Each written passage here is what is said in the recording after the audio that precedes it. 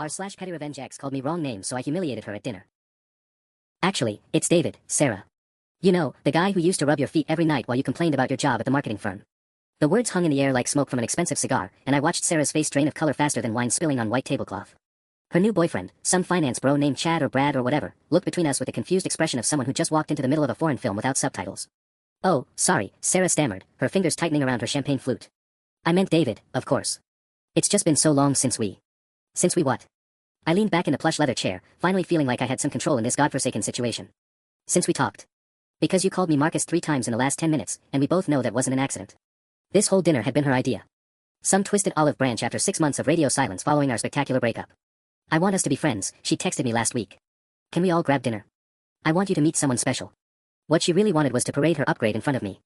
The new boyfriend was everything I wasn't, tall where I was average, built like he lived at the gym while I lived at my computer, probably made more in bonuses than I made in salary. The type of guy who said things like, "Crypto is the future," and meant it. But calling me Marcus? That was a new low, even for Sarah. Marcus had been her ex before me, the one she'd spent our entire first 3 months together comparing me to. Marcus would have planned something more romantic. Marcus never forgot to put the toilet seat down. Marcus had such interesting friends. I'd heard that name so many times during our relationship that I'd started having stress dreams about the guy. I really didn't mean, Sarah tried again, but I was just getting started. "Remember how you used to do that thing where you'd accidentally call me by his name when you were annoyed with me? Usually right before you'd start that whole speech about how I needed to be more ambitious or spontaneous." I smiled at Finance Bro, who was looking increasingly uncomfortable. She has this adorable way of using past relationships as weapons. "You'll love it." "Dude," Finance Bro finally spoke up, his voice carrying that particular brand of masculine discomfort that comes from being caught in someone else's drama. "Maybe we should." "Oh no, please don't let me interrupt," I said, raising my water glass in a mock toast. "I'm just enjoying this little trip down memory lane. It's not every day your ex invites you to dinner just to passive-aggressively remind you that you were never good enough." Sarah's jaw clenched, that familiar tell that meant she was about to unleash one of her perfectly crafted verbal missiles designed to hit exactly where it would hurt most. But for once, I didn't care. After months of replaying our relationship in my head, analyzing every cruel comment and dismissive look, wondering if maybe she was right about all my shortcomings, something had finally snapped into place. She wanted to play games. Fine. But this time, I wasn't going to be the one left humiliated and questioning my self-worth. This time, I was going to remind her exactly why she'd worked so hard to forget me. The waiter chose that exact moment to appear at our table, probably sensing the tension radiating from our little corner of the restaurant like heat from a dumpster fire. "Is everything all right here? Can I get you anything else?" "Actually, yes," I said, not breaking eye contact with Sarah. "Could we get another bottle of that wine? The 2018 Pinot Noir. Sarah absolutely loves it, it's what we shared on our first anniversary. Remember, honey? Right before you told me about that dream you had where you were married to someone who had their life together." The waiter's professional smile wavered slightly as he glanced between us. "Of course, sir. I'll be right back with that." Finance Bro, I decided his name was definitely Brad, cleared his throat. "Look, David, right? I think maybe there's some unresolved." "Oh, there's nothing unresolved about it," Sarah finally found her voice, and there was the steal I remembered. "David's just having trouble accepting that some relationships end for good reasons." "Good reasons?" I laughed, and it came out sharper than I intended. "You mean like when you decided I wasn't driven enough because I preferred my stable job to chasing some fantasy startup dream? Or when you said my friends were boring because they didn't spend their weekends doing cocaine at rooftop parties in Soho?" Brad's eyebrows shot up. "Cocaine? Sarah, you told me you'd never." "I didn't do cocaine," Sarah snapped, shooting daggers at me with her eyes. "David's exaggerating, as usual. He has this tendency to blow things completely out of proportion." "Right, just like I exaggerated when I found those text messages from Marcus 6 months into our relationship." I turned to Brad with false sympathy. "Fair warning, buddy, she keeps all her exes on speed dial for emotional support. Very emotional. Very supportive. Usually around 2 a.m. when you're asleep." The color that had drained from Sarah's face earlier came rushing back in angry red splotches across her cheeks. "You're being pathetic, David. This is exactly why we broke up. This jealous, paranoid behavior." "Paranoid?" I felt something cold settle in my chest. "Is that what we're calling it when you literally had an emotional affair? When you spent 3 months telling Marcus how unhappy you were with me while pretending everything was fine?" The restaurant's ambient chatter seemed to fade around us. I was dimly aware that the couple at the next table had stopped their conversation to listen, but I was past caring about making a scene. "We never did anything physical," Sarah hissed, leaning forward. "And maybe if you'd actually listened to what I was trying to tell you instead of just assuming everything was fine, we could have worked things out." "Worked things out?" I shook my head. "Sarah, you literally moved in with him 3 weeks after we broke up." 3 weeks. But sure, let's pretend this was about communication problems. Brad was looking between us like a spectator at the world's most uncomfortable tennis match. "Wait, you moved in with Marcus? I thought you said you'd been single for 8 months before we met."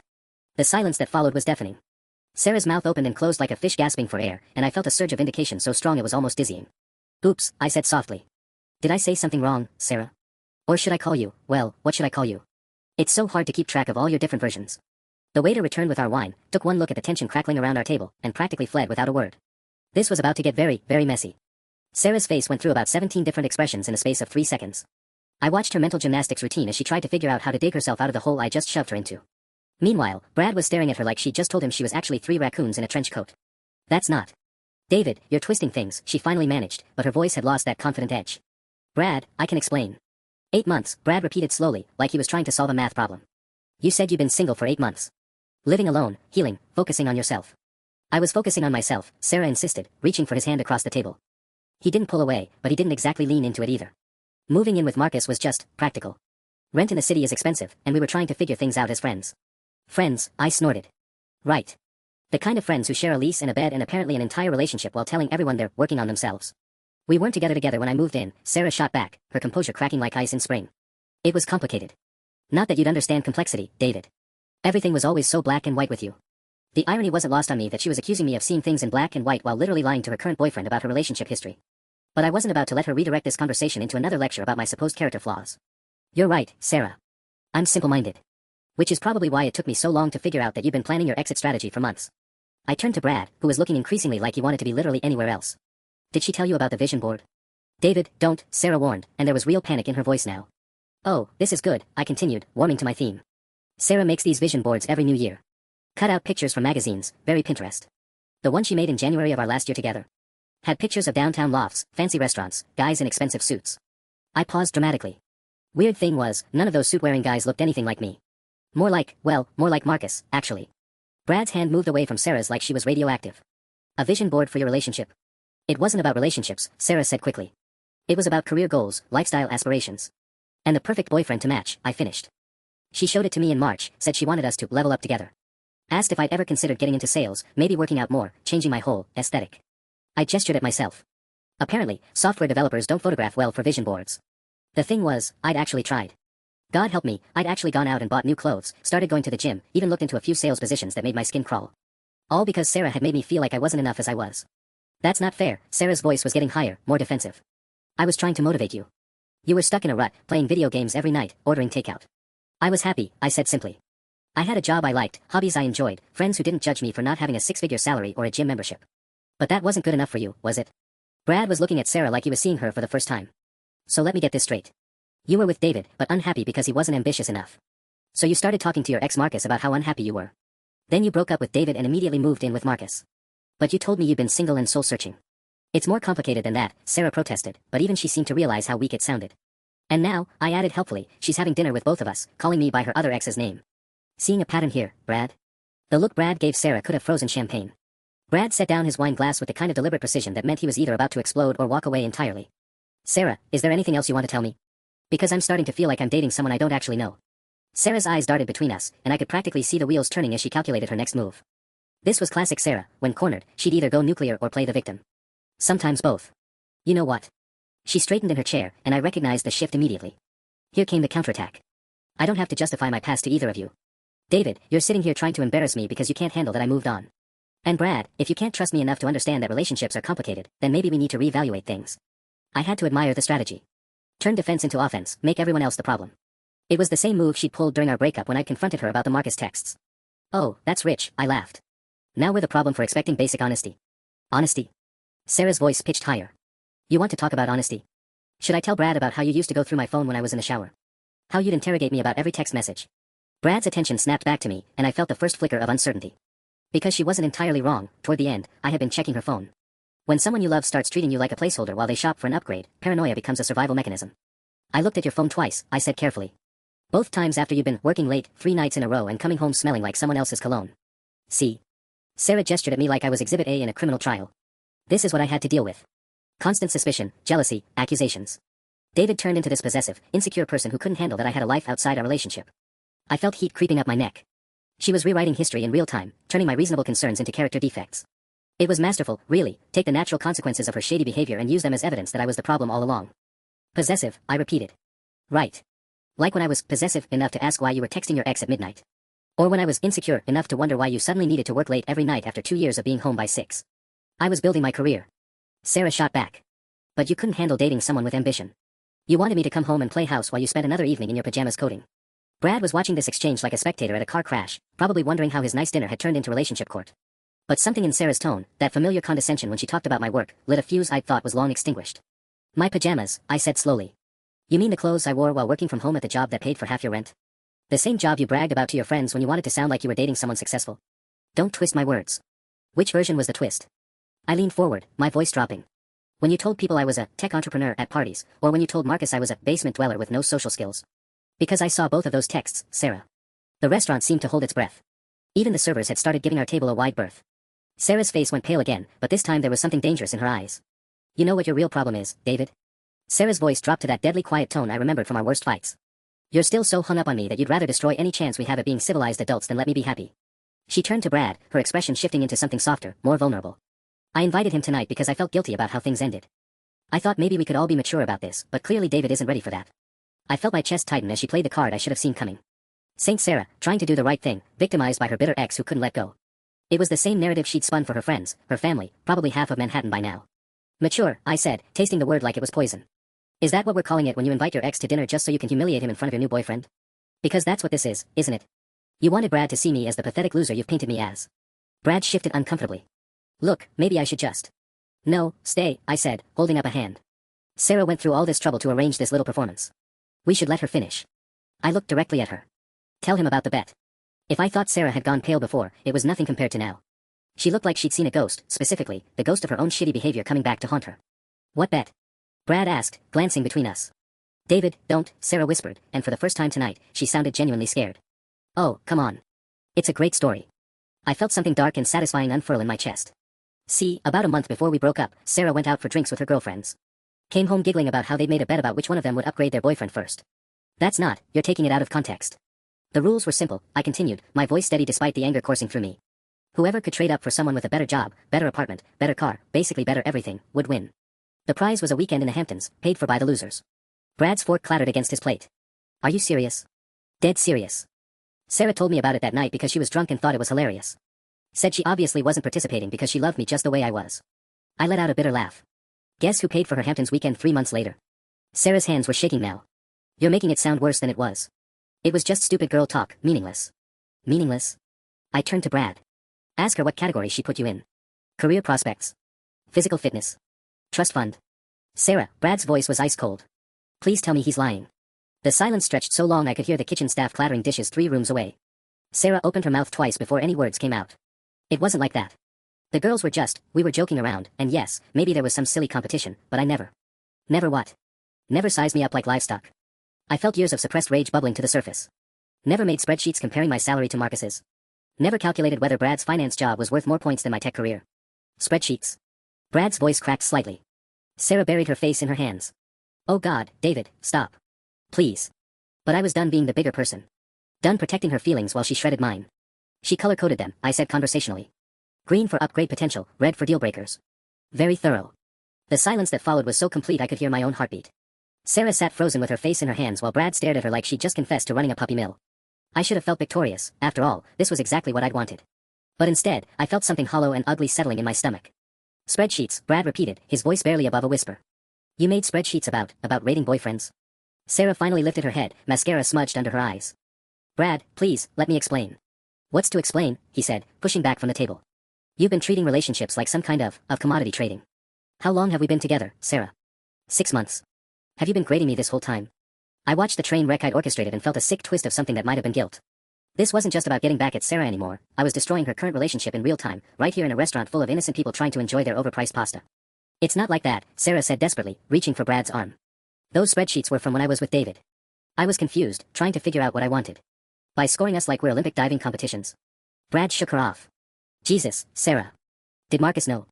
Does everyone know about this except the boyfriends? That hit me like a slap. Had Marcus known? Had they laughed about my scores over wine while I was at home thinking everything was fine? The possibility made my vision blur around the edges.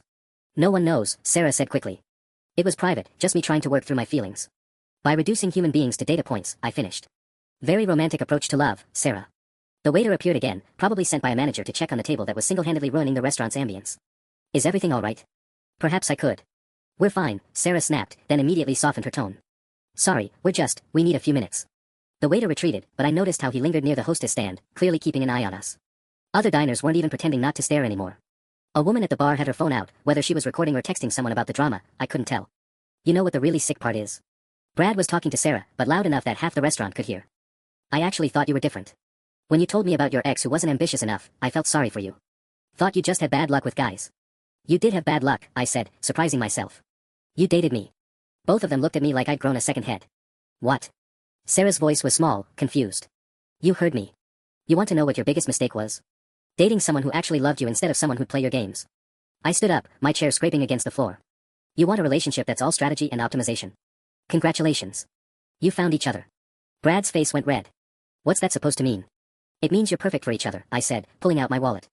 She wants someone who treats love like a business transaction, and you want someone who's been pre-approved by market research. Match made in hell. I threw $200 on the table, way more than my share, but I was past caring about money. David, wait, Sarah started to stand. No, I said firmly. I'm done waiting. Done explaining myself, done defending my choices, done pretending this was about anything other than you wanting to humiliate me one last time. I looked between them. Enjoy your relationship evaluation metrics. I hope you're very happy calculating each other's net worth. I turned to leave, my heart hammering against my ribs. Behind me, I heard Brad's voice, Sarah, I need to know. What was my score? I made it exactly 3 steps before Sarah's voice cut through the restaurant chatter like a knife. 87. I stopped walking. The entire dining room seemed to freeze, conversations died mid-sentence, forks paused halfway to mouths, even the soft jazz playing overhead felt like it stuttered. What? Brad's voice was barely audible. Your score was 87, Sarah repeated, louder now. Her voice had that hollow quality of someone who just jumped off a cliff and realized there was no going back. Out of 100. I turned around slowly, like I was moving through water. Sarah was standing now too, her napkin fallen to the floor, mascara creating dark tracks down her cheeks. Brad sat frozen in his chair, staring at her with the expression of a man watching his house burn down. 87, he repeated mechanically. Brad, please, let me explain the scoring system. The scoring system. His laugh was sharp, bitter. Of course there's a whole system. I should have kept walking. Should have left them to implode in private, taken my victory and gone home to nurse my wounds with whiskey and terrible Netflix shows. But something about the raw pain in Brad's voice, the way Sarah was frantically trying to calculate her way out of this mess, kept my feet glued to the expensive hardwood. What was I? I heard myself ask. Sarah's eyes snapped to mine, wide with panic. David, don't do this. What? Was. My. Score. The restaurant had gone completely silent now. Even the kitchen noise had stopped. I was dimly aware that we'd become dinner theater for 50 strangers, but I was past caring about public scenes or social norms or anything beyond the number that had apparently defined my worth for 2 years of my life. It doesn't matter, Sarah whispered. It mattered enough for you to calculate it, I said, taking a step back toward the table. It mattered enough for you to use it to decide I wasn't worth keeping. So tell me, what did 2 years of my life score in Sarah's boyfriend Olympics? Brad was looking between us like he was watching a tennis match played with hand grenades. Sarah, just tell him. At this point, what's left to protect? Sarah's face crumpled. 63. The number hit me like a physical blow. 63. Out of 100. A failing grade in any reasonable system. 63, I repeated, tasting each syllable. What was Marcus? David. What was Marcus? 91. The restaurant was so quiet I could hear the ice settling in someone's water glass 3 tables away. 91. Marcus, the golden boy, the standard I could never meet, had scored 91 points in whatever twisted algorithm Sarah used to value human beings. So I was worth 63 points for 2 years, I said, my voice unnaturally calm. But you stayed with me anyway. Why? Charity. Settling until someone better came along. No, that's not, Sarah was crying openly now, but I felt nothing. No sympathy, no guilt, just a cold, crystalline clarity. Actually, I know why, I continued. Because 63 was still passing, wasn't it? Just barely good enough to keep around while you shopped for an upgrade. But not good enough to actually love. Brad slowly stood up, his movements careful and deliberate. I need to leave. Brad, wait, Sarah reached for him, but he stepped back like her touch would burn him. 87 points, he said quietly. Not even an A-. And I thought you loved me. The look he gave her before walking away was devastating, not angry, just profoundly disappointed. The kind of disappointment that comes from realizing you've been living in someone else's lie. Sarah and I stood there in the wreckage, surrounded by the shocked silence of strangers who just witnessed something they'd probably talk about for months. Are you happy now? She whispered. I considered the question seriously. Was I happy? I'd exposed her lies, shattered her new relationship, and finally learned exactly how little I'd meant to her. It should have felt like victory. Instead, it felt like we'd both lost everything. Happy? I let out a laugh that sounded more like a bark. Sarah, I just found out that the woman I wanted to marry rated me like a used car. So no, I'm not exactly thrilled. She flinched at the word marry, and I realized I'd never told her about the ring. The one I'd been saving up for, the one that was probably still sitting in my sock drawer gathering dust and mocking me. You were going to propose. Her voice was so small I barely heard it. Before I found the spreadsheets, yeah. Had the whole thing planned out. That little Italian place you loved, the one with the terrible wine but amazing breadsticks. I shook my head. Good thing I discovered my 63-point rating first. Saved us both some embarrassment. The color drained from her face again. David, save it. I turned to leave for real this time, but then I heard her phone buzzing. She glanced at it, and her expression shifted from devastated to panicked in about half a second. What now? I asked, despite myself. It's Jessica. Sarah's voice was shaking. She says there's a video. My stomach dropped. What kind of video? Sarah's phone kept buzzing. Then mine started too. Then I noticed the woman at the bar, the one I'd seen with her phone out earlier, was smirking in our direction. Oh, shit, I breathed. Sarah was scrolling frantically through her phone, her face getting paler by the second. It's everywhere.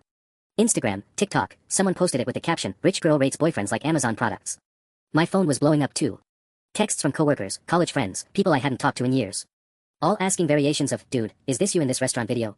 How many views?" I asked, dreading the answer. 50,000 and climbing. Sarah looked like she was about to throw up. Oh God, my boss follows my Instagram. My mom's book club is texting her. David, this is going to ruin my career. For a split second, I almost felt sorry for her. Almost. Then I remembered 63 points and the feeling passed. Maybe you should have thought about that before turning your love life into a spreadsheet, I said. This is your fault. Sarah's voice cracked.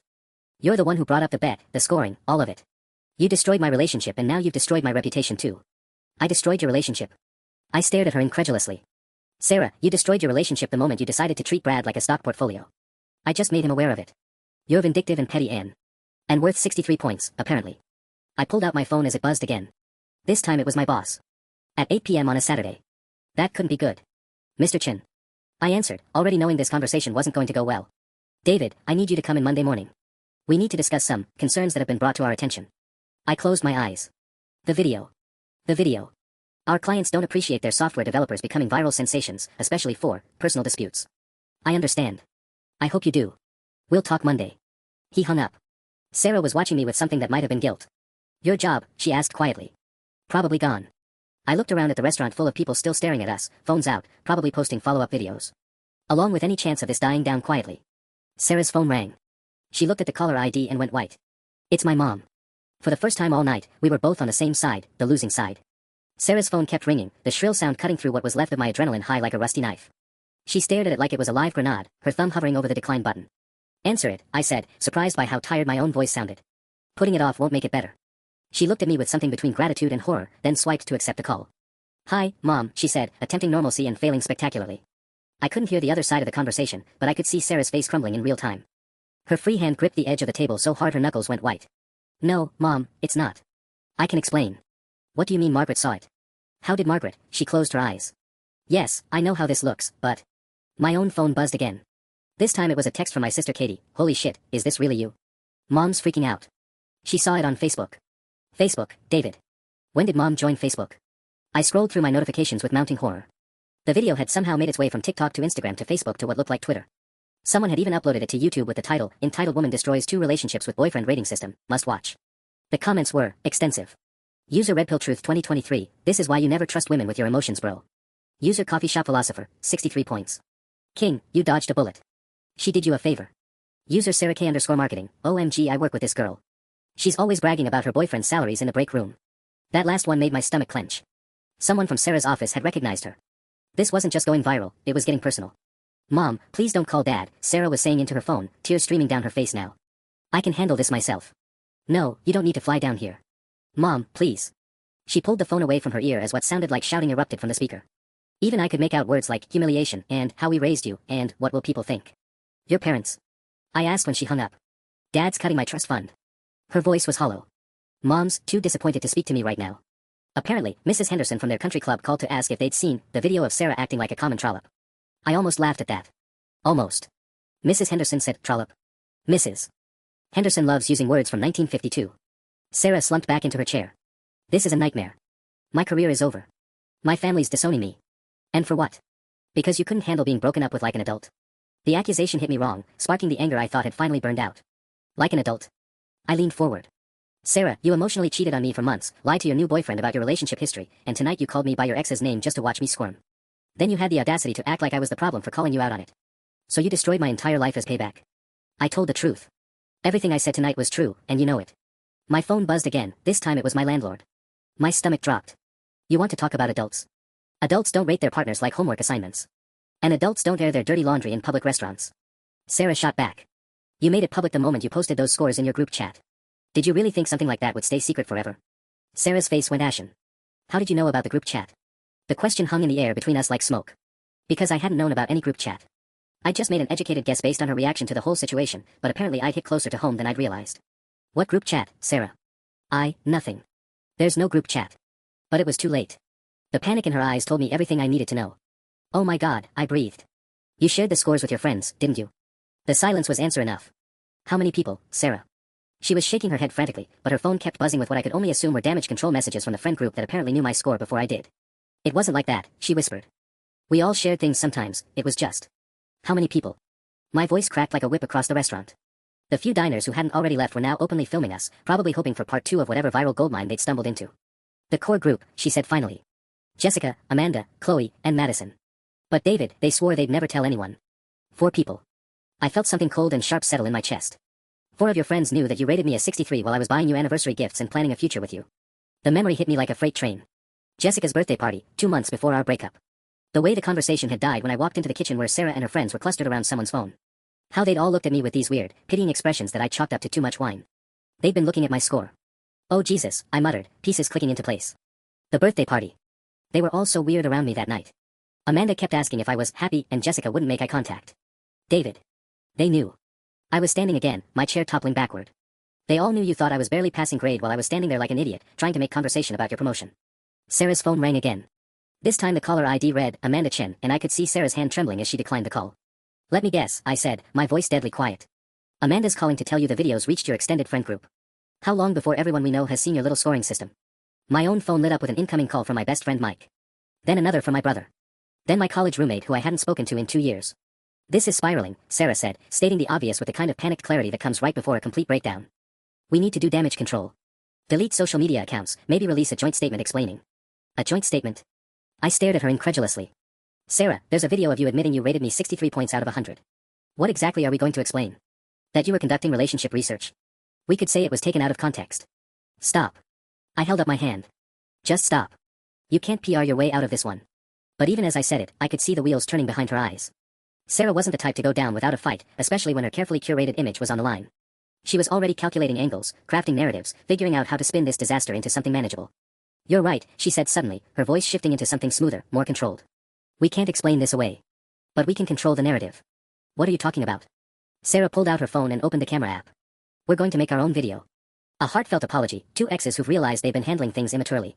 We'll take responsibility, show growth, maybe even laugh about how silly the whole scoring thing was. Are you completely insane?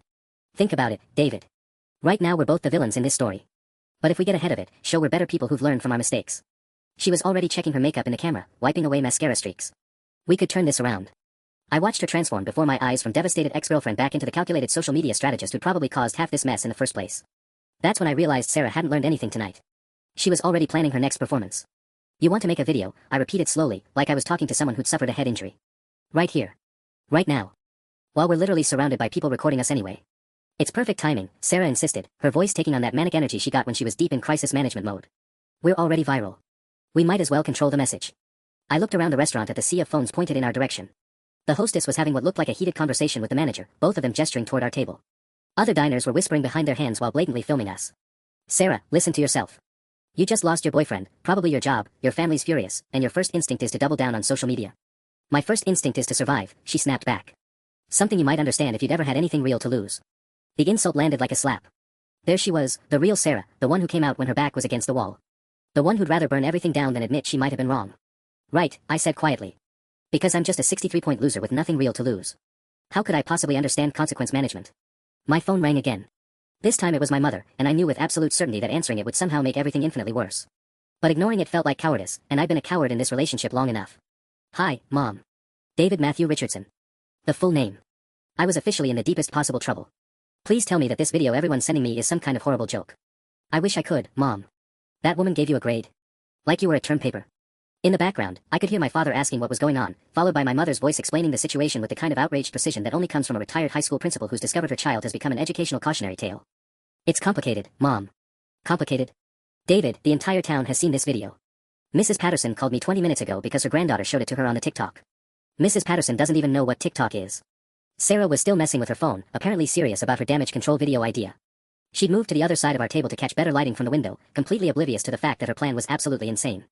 Mom, I need to call you back. Don't you dare hang up on me, young man. Your father wants to drive down there and have words with this girl. I could hear Dad in the background. Let me talk to her, David. I'll explain about treating people with basic human decency. The image of my 70-year-old father confronting Sarah in some misguided attempt to defend my honor was somehow both touching and terrifying. Please don't let Dad come down here, I said quickly. This is already enough of a disaster without. Without what? Without your family supporting you when some shallow girl treats you like garbage. Mom's voice was rising. David, I raised you better than to let people walk all over you like this. I know, Mom. I'm handling it. By making a scene in a fancy restaurant. Because that's what the video shows, you airing your business in public like some reality TV show. She wasn't wrong. I glanced around at the phone still recording us, the manager now walking purposefully toward our table with what looked like security behind him, Sarah practicing her sincere apology, face in her front-facing camera. This had gone from petty revenge to public humiliation to career suicide to family crisis in the span of 2 hours. And Sarah wanted to make it worse by filming more content. Mom, I really do need to go. I think we're about to get kicked out. Good. Come home. We'll figure this out together.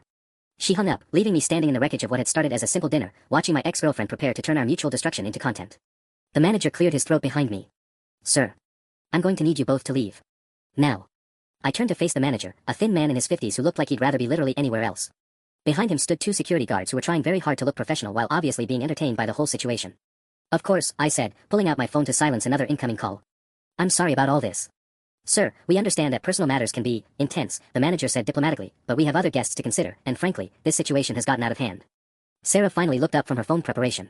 We're leaving, she announced, then had the audacity to add, could we possibly get our dinner boxed up? The manager's eye twitched. I think it's best if you just go. As we gathered our things, I noticed the couple at the table next to us leaning in to whisper furiously. The woman kept glancing at Sarah with undisguised fascination. Excuse me, she said suddenly, holding up her phone. Are you the spreadsheet girl? Sarah froze like a deer in headlights. What? From the video. My daughter sent it to me an hour ago.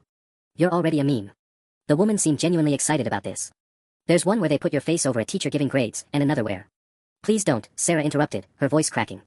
But the woman was already scrolling through her phone. Oh, this one's funny. Someone made a Yelp review template but for boyfriends. 3 stars, good listener but terrible dresser, would not recommend for long-term dating. I watched Sarah's face cycle through horror, humiliation, and what looked like genuine despair. For a split second, I almost felt bad for her again. Almost. Ma'am, the security guard interjected, we need them to leave now.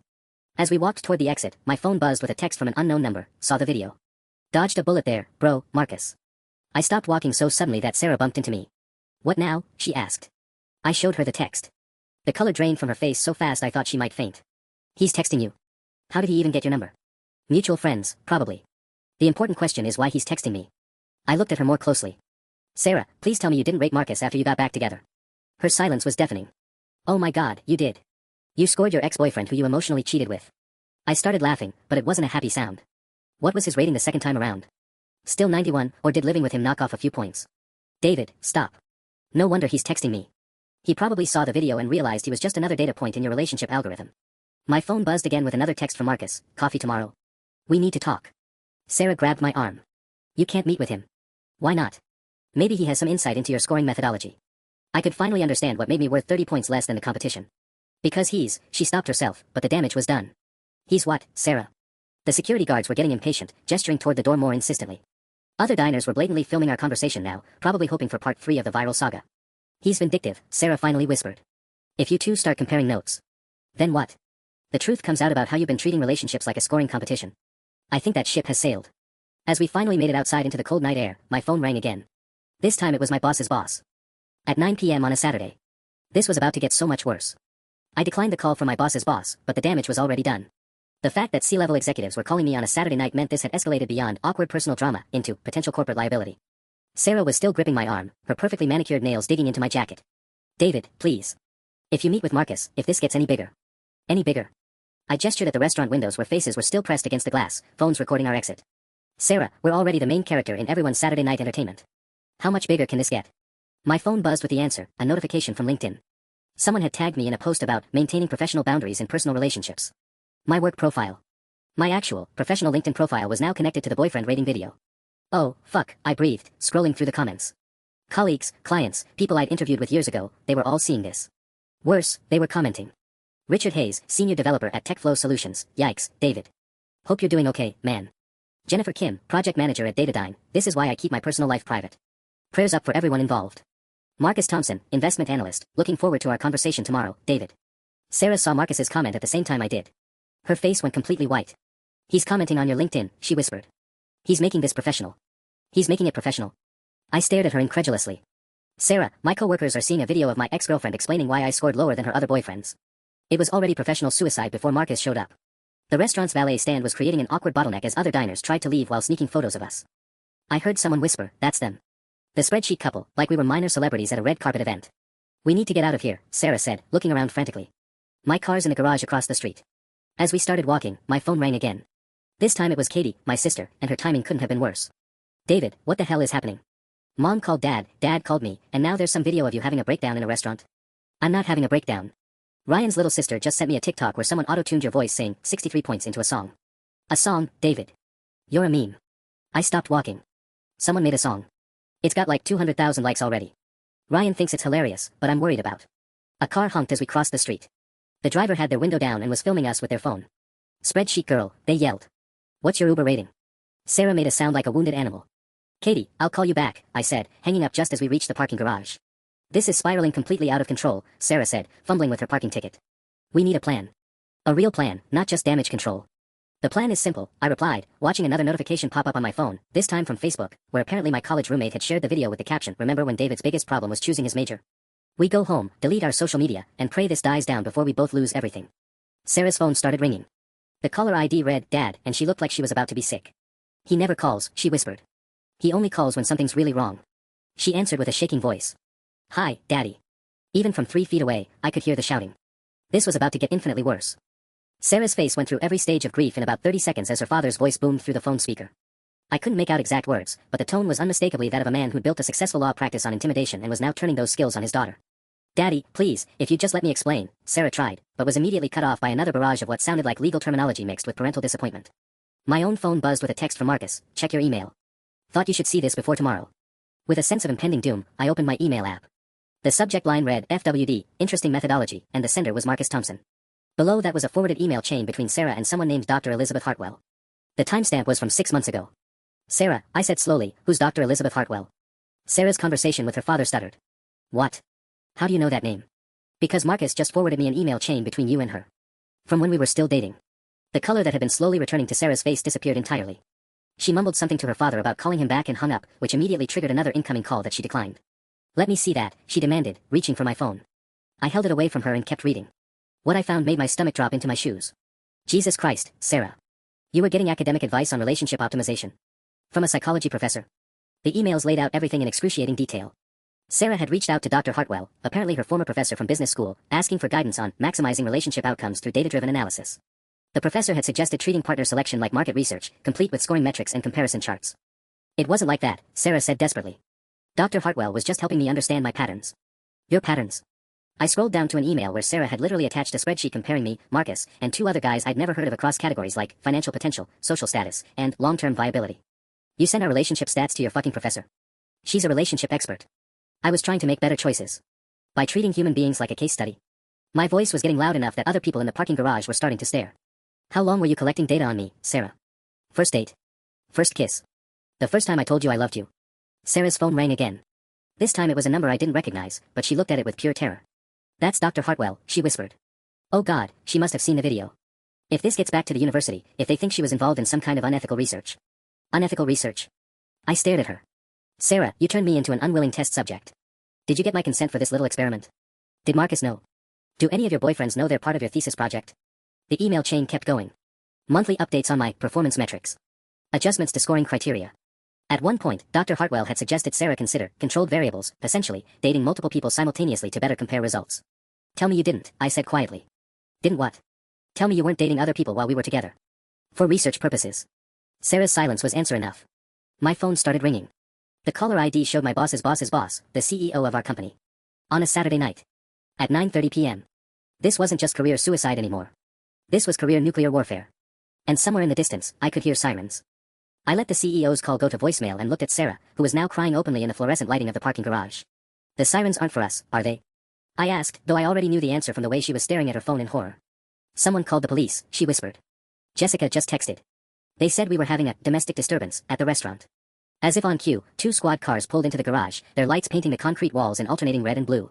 I watched the officers get out, checking their phones, probably looking at the same viral video that had destroyed both our lives in the span of 2 hours. Ma'am, sir, the first officer approached us with the weary expression of someone who dealt with social media drama before. We received reports of a disturbance. Are you the couple from the restaurant video? We're not a couple, Sarah and I said simultaneously, which would have been funny under different circumstances. Right. Well, we need to ask you both some questions. As the officer began taking our statements, my phone buzzed with one final text. This time it was from my landlord. David, I'm sorry, but after tonight's events, I think it's best if you find other living arrangements. Nothing personal. I started laughing. Actually laughing, right there in front of the police officers and Sarah and a handful of people who'd followed us into the garage to film the finale of our disaster. What's funny? The officer asked, clearly concerned about my mental state. Everything, I said, wiping tears from my eyes. Absolutely everything. I came to dinner tonight thinking the worst thing that could happen was an awkward conversation with my ex. Instead, I've lost my job, my apartment, and apparently my dignity, all because I couldn't let someone call me the wrong name. Sarah looked at me like I'd lost my mind. David. No, Sarah. I'm done. I turned to the officer. Sir, I haven't committed any crimes tonight except poor judgment. We had a loud argument in a restaurant, it got filmed, and now we're both paying the consequences. There's nothing else to investigate here. The officer nodded slowly. As long as nobody feels threatened or unsafe, we can wrap this up. I feel stupid, I said honestly. But not unsafe. After the police left and the last of the gawkers got bored, Sarah and I stood alone in the parking garage. The silence stretched between us like a canyon. So what now? She asked finally. I thought about it. My career in tech was probably over, at least in this city. My apartment was gone. My family was mortified. But for the first time in months, I wasn't angry anymore. I wasn't hurt. I was just empty. Clean, somehow. Now I start over, I said. Somewhere else. Somewhere nobody knows about spreadsheets or scores or viral videos. David, I'm sorry. For all of it. The scoring, the lies, tonight. I know you are. But sorry doesn't fix this.